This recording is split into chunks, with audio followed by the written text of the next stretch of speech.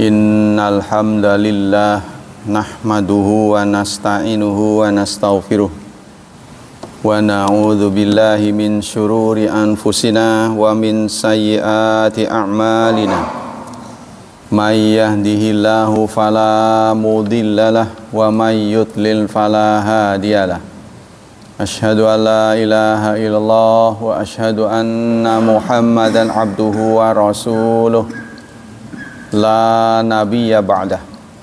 Allahumma salli wa sallim ala nabiyyina Muhammad sallallahu alaihi wasallam wa ala alihi wa sahbihi wa man sara ala nahjihi ila yaumiddin, amma ba'd. Ayo ikhwah, kita lanjutkan kajian tafsir surat ke-8, surat Al-Anfal ayat 9 dan 10. A'udzu billahi minasy syaithanir rajim. Bismillahirrahmanirrahim. Idh tastaghithuna rabbakum fastajaba lakum anni mumiddukum bi alfim minal malaikati murdifin. Wa ma ja'alahu Allahu illa busyra walitatma'inna bihi qulubukum. Wa man nasru illa min indillah innallaha azizun hakim. Idh, ketika,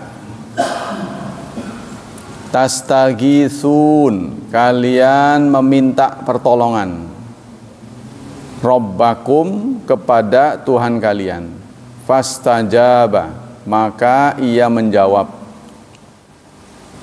lakum, untuk kalian. Isi jawabannya adalah anni mumiddukum. Jadi an itu katanya tafsir ya, an itu tafsiriyah.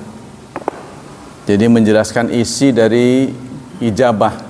Apa bentuk ijabahnya? Aku mumiddukum, akan mensupport.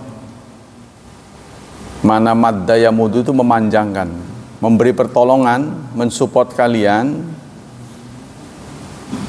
bi alfin, dengan 1000, minal malaikati, dari malaikat-malaikat, murdifin. Murdifin itu mana jawabnya? Ngebonceng, ngebonceng ya. Kalau di Indonesia kan dengan berturut-turut, beruntun, satu demi satu, berturut-turut datangnya, bukan satu nanti lama baru satu lagi, bukan, terus, bukan berangsur-angsur, lawan dari berangsur-angsur, apa itu? Berturut-turut. Wa ma ja'alahu, dan tidaklah menjadikannya Allah, ya, Allah tidak menjadikannya. Hunya kembali kemana ini? Ini harus dipastikan ya, hunya kembali kemana? Pertolongan. Illa busyra, melainkan sebagai busyra. Busyra itu ada kaitannya dengan basyara. Basyara itu adalah kabar gembira. Ya, kalau diberi tak marbutoh, basyara itu artinya kulit ari. Inni basyar, nah, sesungguhnya aku adalah basyar. Nabi ingin menjelaskan, Nabi tidak mengatakan ini insan, saya itu manusia, bukan, tapi basyar. Basyar itu menyampaikan, di samping menyampaikan dirinya manusia, ya, dia juga berkulit ari sepertimu. Nah, gitu. Maksudnya bukan makhluk yang kebal senjata, maksudnya gitu. Kulit arinya tipis, sama sepertimu. Karena sebagian orang kan beranggapan Nabi ini kebal, ya, sehingga ya perangnya gak ada masalah buat beliau, wong kebal. Tapi nyatanya kan tidak. Ya, beliau pernah berdarah, beliau bahkan pernah ditimpuk sampai giginya lepas, gerahamnya. Bukan main itu, geraham itu kan gigi yang terkuat di dalam sampai lepas. Tapi ya itu nggak kapok, terus aja jalan lagi. Ya, kita umatnya nggak sampai segitunya. Nah, alam Indonesia ini alam yang sungguh ringan buat mujahid, buat ahli dakwah gampang. Jarang ada orang yang berdakwah menghadapi penganiayaan, kecuali ya itu teman kita siapa itu yang di Papua, Fadlan. Nah itu dia cerita, wah sampai dia dilukai, tapi dia nggak. Suatu saat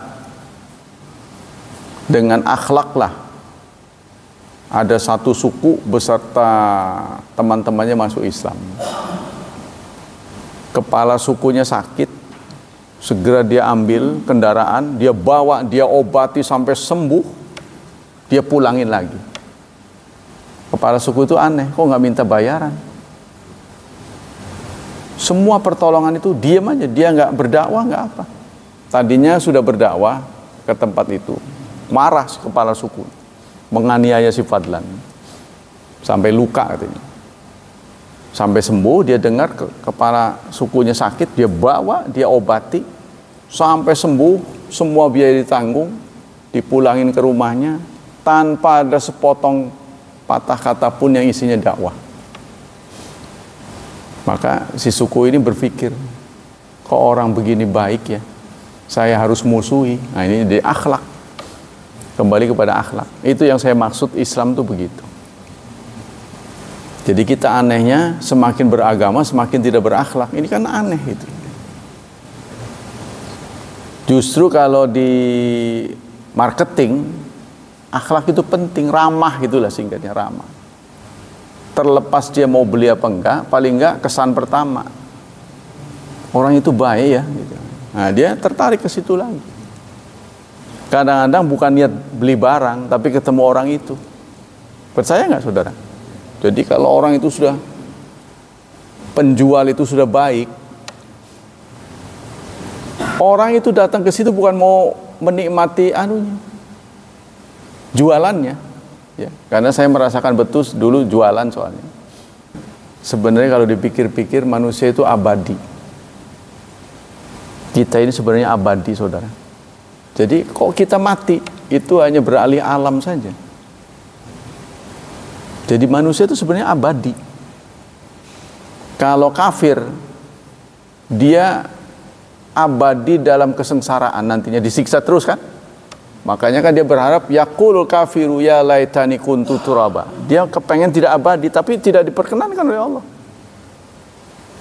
Dia sudah melihat kemungkinan untuk selamatnya kecil. Wah, berat kalau begini. Dia kan begitu kan. Ngelihat orang dihukum, wah saya kena ini. Maka dia ingin supaya jadi tanah saja.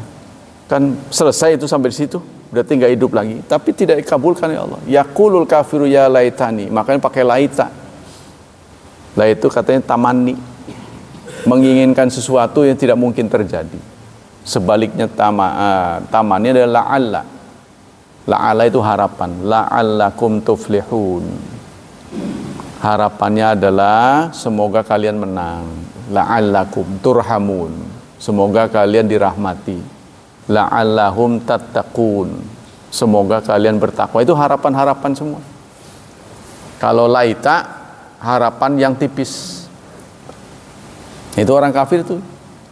Jadi ada benarnya juga. Pendapat ulama, manusia itu sebenarnya abadi. Kalau Anda tidak baik pada orang, nanti akan dihukum abadi. Ketemu lagi di akhirat, tapi suasananya sudah berbeda, dia nuntut. Kan nggak enak tuh. Ya, jadi saya pernah berkata versi saya, hidup di dunia adalah hidup dengan momen terbaik. Momen terbaik kita. Lah orang lain kok bisa plesir sana sini, nah itulah Anda kurang beruntung. Orang lain memang ditakdirkan begitu. Kan kita tidak boleh wala tatamannau ma faddalallahu ba'dakum ala ba'din. Kita tidak boleh menginginkan kelebihan yang Allah unggulkan pada orang lain, tidak boleh. Karena Anda takdirnya sudah begitu. Ini momen yang terbaik. Ya. Jadi hidup kita ini sebenarnya abadi. Cuma makanya kalau kematian disebut dengan wafat. Dalam Islam itu wafat. Wafat itu adalah sudah sempurna. Sempurna di dunia. Sudah tutup, kuotanya sudah habis. Tapi bukan berarti mati. Ya kan? Nomor yang kuotanya sudah habis, dia nggak bisa dipakai memang. Tapi bukan berarti mati dia. Nanti berbeda lagi alamnya. Jadi ganti alam. Makanya Allah sebutkan Rabbul Alamin. Tuhan alam-alam. Alam itu kan bentuk jamak dari alam. Tuhan alam-alam. Alam anfus, alam sulbi, alam rahim, alam dunia. Keempat kita ini. Kita sudah melalui alam keempat. Nanti alam barzakh, dikenal dengan alam kubur. Baru alam mahsyar. Mahsyar itu ada segala proses. Nah, abadinya itu adalah alam akhirat, akhir. Jadi sebenarnya abadi. Apa abadi dalam kesenangan atau kesengsaraan, itu aja pilih. Cuma Allah kemudian menetapkan yang sengsara bisa bahagia, yang bahagia tidak bisa sengsara di akhirat. Kalau kita kan di dunia kan gonta-ganti. Wa tilkal ayyam nudawiluha. Itulah hari-hari kami pergulirkan. Kadang enak, kadang gak enak, kadang sakit, kadang sehat. Kadang senang, kadang susah. Itu di dunia. Nah, di akhirat hitam putih. Nah, senang atau sengsara. Tapi Allah memberi peluang kepada orang Islam di akhirat nanti yang sengsara bisa senang. Jadi sengsara ada yang sementara untuk orang Islam. Kalau yang senang nggak ada yang sementara, abadi. Artinya boleh jadi dihukum dengan masuk neraka beberapa waktu, tergantung dosanya kan. Nah, sudah bersih dia masuk surga pada akhirnya. Yang penting jangan kau tinggalkan sepotong tauhid itu. Nah, itu. Kalimatut tauhid itu jangan pernah ditinggalkan. Sepanjang, kalau menurut saya sih, kalimat tauhid itu lebih kepada loyalitas pada Islam. Sepanjang Anda masih punya kecemburuan pada Islam ketika Islam dihina, nah itulah yang akan menjadi mutiara Anda. Tapi kalau jadi orang Islam juga terpaksa dijatuhkan Islam dihina orang juga nggak merasa sedih. Pokoknya nggak ada bedanya lah, berislam atau tidak berislam. Berarti Anda sudah tidak ada giroh, sudah tidak ada cemburu lagi. Sudah tidak sayang lagi. Nah itu, ya, itu yang akan menjadi patokan dari Allah Subhanahu wa Ta'ala. Kita kembali sini. Bagaimana pendapat-pendapat ulama?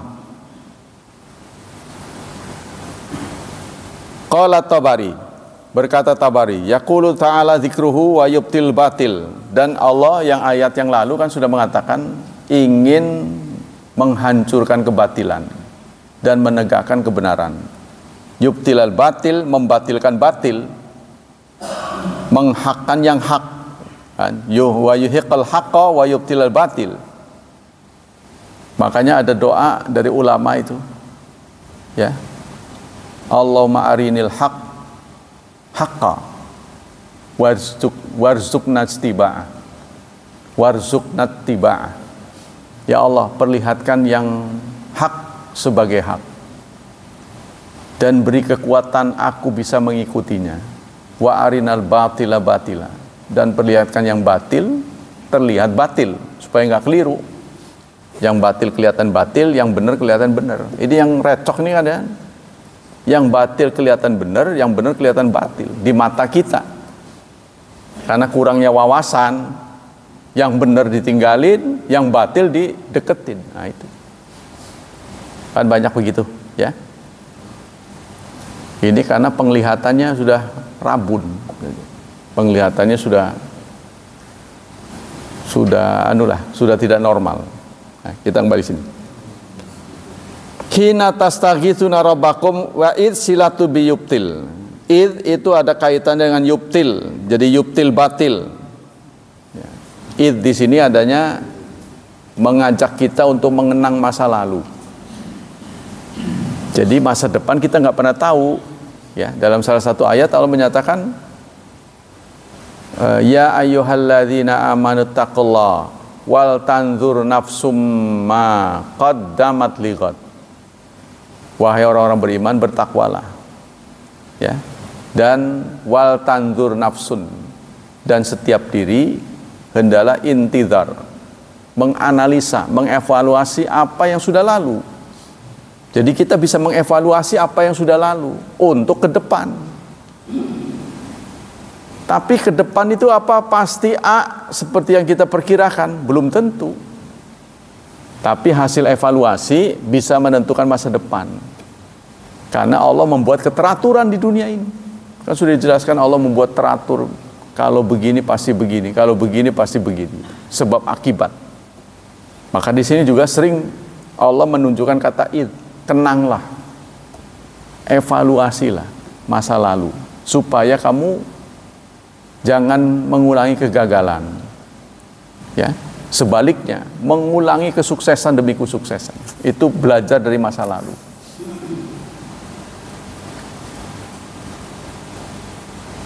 Fastajab tastajiru nabi min aduwikum, artinya kamu mohon pertolongan pada Allah dari musuhmu, wa tad'una lin nasri alaihim, dan kamu berdoa pada Allah untuk mendapat pertolongan mengatasi mereka. Fastajabalakum, maka Allah pun ajaba du'aakum, Allah menjawab doamu. Ya'ti bi anni mumiddukum bi alfi min malaikati, dengan apa? Aku mumiddukum, menolong kalian, mensupport kalian dengan 1000 dari malaikat, yurdifu ba'duhum ba'dan, yang satu dengan lain kedatangannya itu berturut-turut, 1000 malaikat. Musuhnya pada waktu itu ada 1000, jumlah umat Islam sepertiganya. 1000 dengan senjata lengkap, wong niatnya perang. Jadi musuh itu memang niatnya perang kedatangannya. Orang Islam tidak ada persiapan. Udah jumlahnya sedikit. Ya, katanya itu adalah iddah dan uddah. Dari sisi bilangan tidak memadai. Dari sisi alutista apalagi. Nggak punya modal. Masuk ke Madinah itu kan mereka nggak punya modal. Suruh perang. Perang itu harus senjatanya beda. Nggak bisa pisau dapur. Nggak bisa silet. Pedangnya pun harus kuat, karena yang tebas bukan bawang merah, bawang putih, tapi leher yang ditebas. Jadi pedang dari sahabat itu kalau nebas ini bisa buntung, bisa tanggal dari tempatnya, bisa dia jatuh begitu. Nanti ada ayat-ayatnya. Jadi nebas itu kayak golok tajam nebas bambu aja begitu. Kata di sana mah apa ya? Ditegor ya. Kalau di Jawa dia negor itu dengan golok. Di Jawa Tengah mah. Karena penting, karena bahasa nebas itu dalam bahasa Jawa tanya negor. Ya, ditegor karo golok. Kalau Jawa Tengah tegor itu artinya nebas, dipotong sampai habis gitu, sampai tanggal dari tempat. Kalau Jawa Tengah menegur pakai golok, bukan pakai omongan, potong. Kita lanjut. Wa ma ja'alahu Allah ila busyra, tidaklah Allah menjadikannya. Nah ini menjadikannya itu apa? Nyaknya ini, nyaknya kemana? Ini jadi kalau kita belajar tafsir, ada 3 kata itu yang kita harus ingat, yaitu isim dhamir, isim isyarah, dan isim mausul. Larinya kemana? Ya, wa ma ja'alahu. Jadi kalau dalam bahasa Indonesia Dia tidak menjadikannya. Allah tidak menjadikannya. Nya-nya ini kemana? Nah, nya ini ada yang mengatakan murdifin. Irdaf artinya kedatangan malaikat berturut-turut. Ya, katanya gitu. Illa busyra, melainkan sebagai kabar gembira. Apakah sekedar kabar gembira atau kenyataan? Apa cuma ngeneng-ngeneng doang? Weh, engkau tak anu. Gampang sirane anu bedikin ku tak tolong. Padahal nggak datang cuma. Iya ta. Ya, karena ada apa istilahnya, ada support, jadi kuat. Nggak taunya menang walaupun tanpa bantuan. Gara-gara dia itu. Ya, disupport. Nah itu. Jadi dia bisa menang walaupun tanpa bantuan. Apa begitu? Apa memang malaikat betul-betul hadir?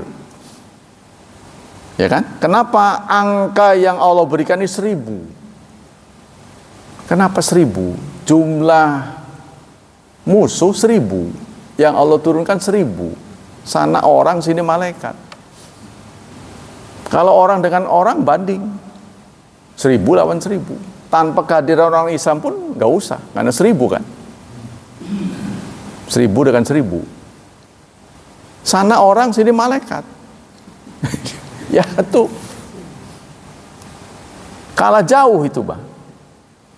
Kenapa tidak cukup satu malaikat saja? Kan malaikat itu kan sakti sekali.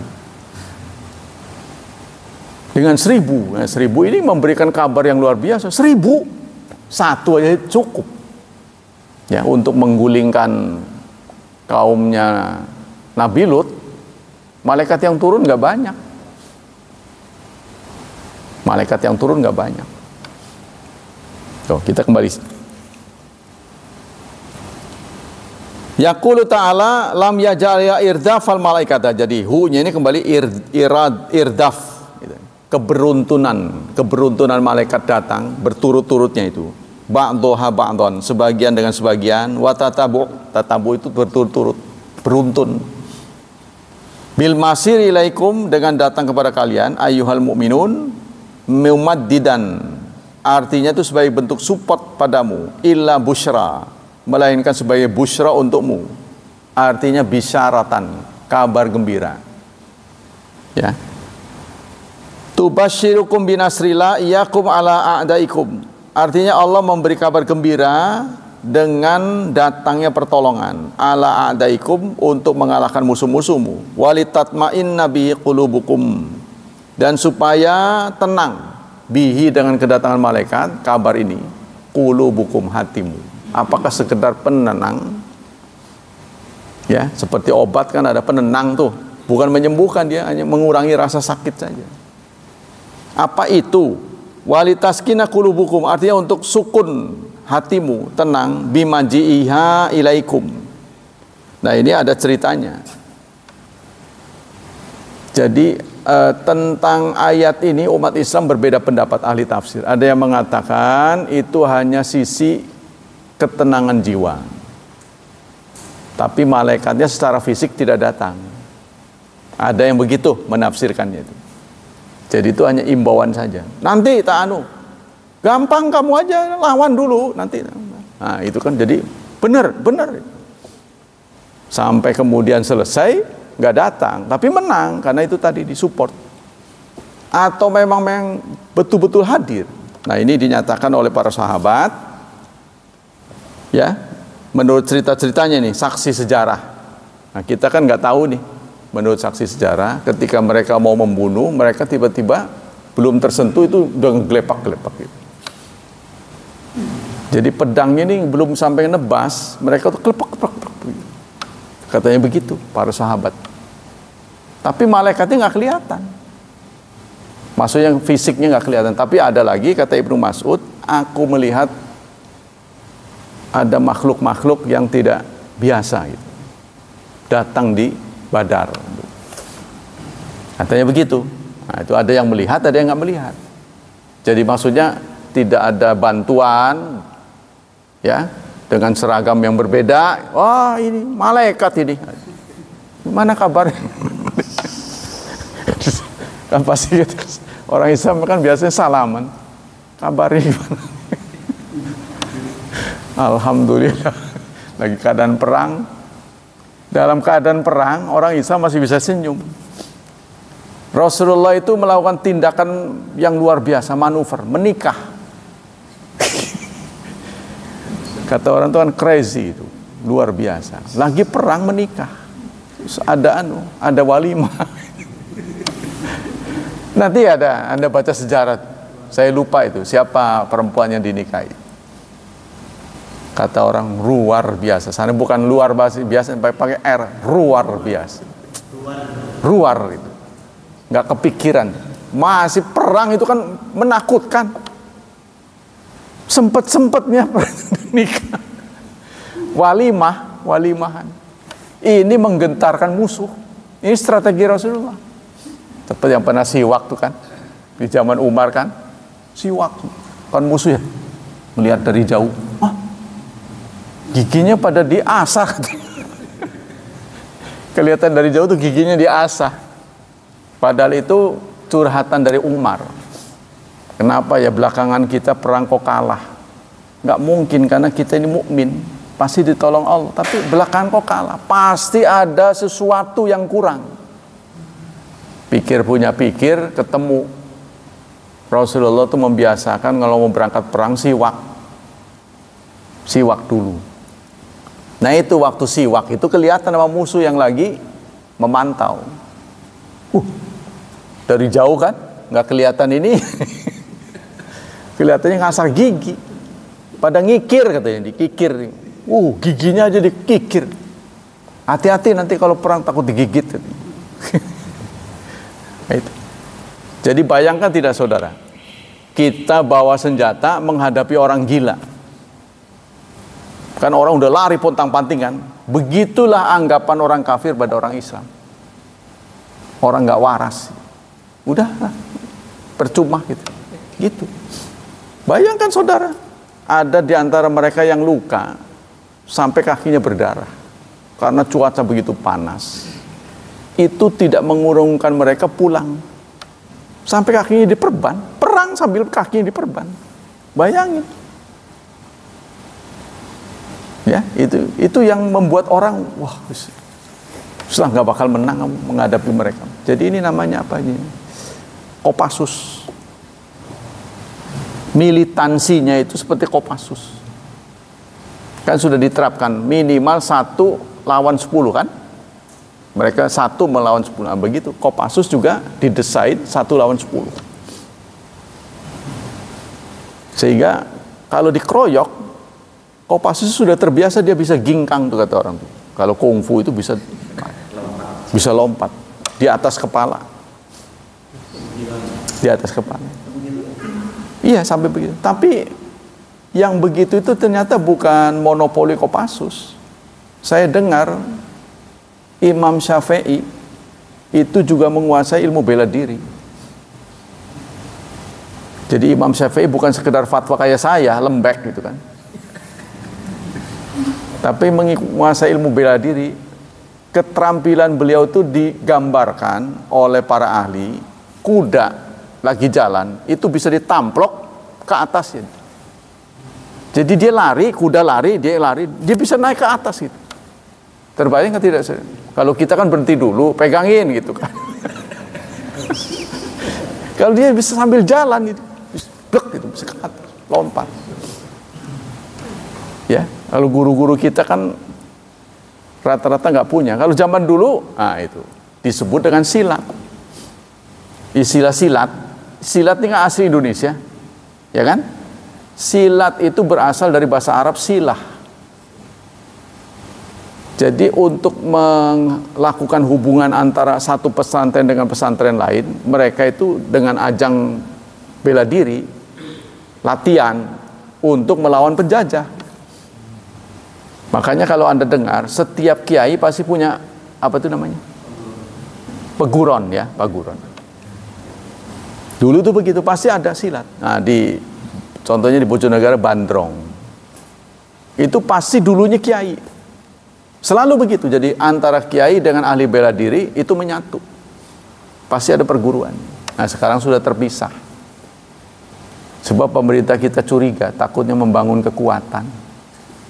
Ini salah, saudara, sebenarnya. harus ditumbuhkan seluruh. Di samping itu sehat, itu kan harusnya begitu. Coba contohnya pramuka. Sekarang dijadikan apa itu? Bukan pelajaran inti. Padahal pramuka itu juga bagus. Contohnya tali temali, kalau kita mau kemah, cara bikin tali, cara mengatasi suasana yang tidak umum. Iya, cara simpul menyimpulkan itu perluan. Ya, jadi kata para ahli, para saksi sejarah nih, ya susah menceritakannya. Tapi saya terus terang aja, sangat kagum pada orang-orang yang pernah dulu menjadi Hizbullah, pernah perang. Maksudnya dari sipil ini perang kan membantu pemerintah, tidak mengharapkan upah. Jadi mereka pernah cerita begini ke saya. Satu saat prasmanan, saya ditanya, kamu nggak makan sayur itu? Enggak, harus bisa. Ya belajar ya. Nanti kita nggak pernah tahu suatu saat ada di hutan, makanan cuma itu. Kalau kamu tradisi Sunda, itu harus bisa makan yang mentah-mentah. Gitu. Makanya orang mentah kan, tradisi Sunda kan lalap kan. Yang penting jangan daun pintu katanya. Kata si orang tua itu. Oh iya, no. Ini yang biasa, nggak biasa. Yang biasa di pasar itu biasanya diolah. Itu mereka makan begitu aja. Oh, nah, saya dari situ saya doyan. Oh iya, saya belajar dari orang tua. Jadi para ahli mujahid ya, orang-orang perang itu sampai bisa membuktikan mana pohon yang bisa dimakan, daun yang bisa dimakan, mana yang enggak. Mana yang beracun, mana yang enggak. Dia sampai tahu. Jadi ada pohon, dia bilang, pinggirnya beracun tapi tengahnya enggak. Dia harus pinter-pinter tahu, dia bilang. Kata dia begitu. Jadi kita ini harus menetapkan diri kita ini sehat, makan apa yang sehat buat kita. Nah, suatu saat ada kuburan syahid, ya, orang yang syahid dikubur. Setelah dikubur, kuburan itu tercium wangi, sampai semua pada datang berziarah ke situ. Wangi amat, nggak hilang-hilang wanginya. Ada seorang ulama datang ke situ. Ya Allah, aku tahu bahwa sahabatku ini mungkin diterima oleh Engkau syahidnya, sehingga menimbulkan aroma yang wangi. Tapi Engkau takdirkan seperti ini membuat fitnah untuk kami. Orang berdatangan niatnya bukan main, bukan lain gitu, kecuali minta. Maka tolonglah hilangkan wanginya. Nah, setelah didoakan begitu, hilang. Sudah tidak didatangin lagi. Ini banyak sekali keajaiban. Saya juga pernah berjumpa dengan ahli perang yang bertemu dengan singa, tapi singa itu nurut untuk seorang mujahid yang biasanya nerekam, bisa diajak bicara malah. Katanya begitu, kata dia. Tapi apa ya, benar apa enggak ya, saya dengerin aja. Oh begitu. Manggilnya juga uang. Saksi-saksi sejarah. Jadi dulu di masa perang. Jadi banyak ceritanya. Nah, bagi orang yang rasional, yang nggak pernah terjun ke medan perang, ini mungkin menganggap mustahil kejadian-kejadian seperti ini. Orang Serang, waktu saya ngaji dengan Pak S. Hasan, si A kok nggak suka datang, biasanya dia rajin hadir. Tapi saya lihat suka lari-lari katanya. Suka lari sana lari sini. Ia lagi latihan mau ke Afghanistan katanya. Ngapain mau perang katanya. Karena di Indonesia yang susah katanya. Itu benar kesimpulan orang tua itu. Kesimpulan anak muda ini susah, benar. Melihat orang Indonesia ini susah, dianggap musuh juga bukan, dianggap bukan juga ya musuh katanya. Kata dia. Jadi kalau kita membunuh orang Indonesia, diragukan kesyahidannya kata dia. Kata dia, ini kesimpulannya benar, ini si anak muda ini. Jadi dianggap muslim, males dianya, ngaji apa enggak. Tapi dianggap bukan muslim, ya muslim dia. Jadi maksudnya kelabu itu. Ya. Jadi menjadikan orang Indonesia sebagai target, ini kelabu. Enggak benar kata dia, enggak terang. Maka dia lari ke Afghanistan. yang sudah benar-benar jelas kekafirannya. Akhirnya dia syahid. Sampai dilindes kabarnya tuh. Dilindes apa tank baja. Itu sampai begitu. Ya itulah kemauan dia begitu.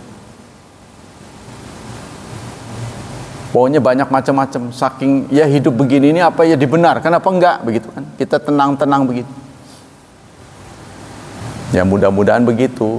Kalau kita bisa hidup dengan tenang, nyaman, nanti mati masuk surga, kenapa harus pilih yang neraka gitu kan? Susah-susah gitu. Ya sudah begini aja. Mau perang belum saatnya, sudah ada orangnya, itu kan? Kita nggak dilatih, ya udah Anda apa yang Anda bisa lakukan? Berbuat baik. Nggak harus dengan perang. Udah belajar aja, angkat pena. Kalau dulu angkat pedang, angkat pena, sekarang pena. Kan perang itu harus modal.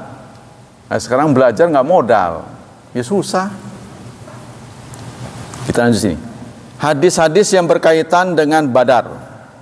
An Abi Zumail, haddatsani Abdullah bin Abbas, qala haddatsani Abdi Umar bin Khattab, qala lama yauma badin nazara Rasulullah ila musyrikin. Wa hum alfun wa ashabu 319 rajulan.